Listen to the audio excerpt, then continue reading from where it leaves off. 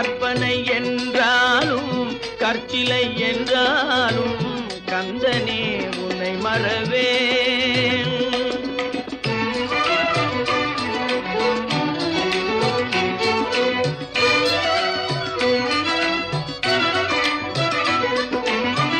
நிற்பதும் நடப்பதும் நின் செயலாலே, நிற்பதும் நடப்பதும் நின் செயலாலே, நினைப்பதும் நிகழ்வதும் நின் செயலாலே, நினைப்பதும் நிகழ்வதும் நின் செயலாலே, கற்பதெல்லாம் உந்தன் கனிமொழியா